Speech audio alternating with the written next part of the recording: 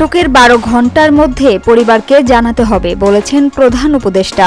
দেওয়ানি আইন, নারী ও শিশু নির্যাতন দমন আইনসহ বিভিন্ন আইনগত সংস্কার সম্পন্ন হয়েছে বলে জানিয়েছেন অন্তর্বর্তীকালীন সরকারের প্রধান উপদেষ্টা মোহাম্মদ ইউনূস। তিনি বলেছেন, সম্প্রতি সরকার ফৌজদারি কার্যবিধি সংশোধন অধ্যাদেশ 2025 অনুমোদন করেছে। এর ফলে এখন থেকে কোনো ব্যক্তিকে আটকের 12 ঘণ্টার মধ্যে যত দ্রুত সম্ভব পরিবারকে জানাতে হবে। তিনি বলেন, এক্ষেত্রে পুলিশের দায় থাকলে আইনি ব্যবস্থা নেওয়ার বিধান যুক্ত করা হয়েছে।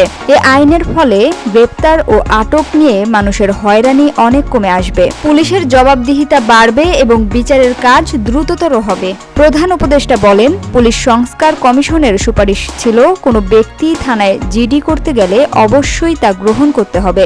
জিডি গ্রহণ করা ছাড়া থানা থেকে কোনো ব্যক্তিকে ফিরিয়ে দেওয়া যাবে না।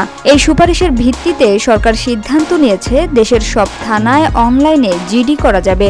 এখন থানায় জিডি না নেয়ার আর কোনো অভিযোগ থাকবে না।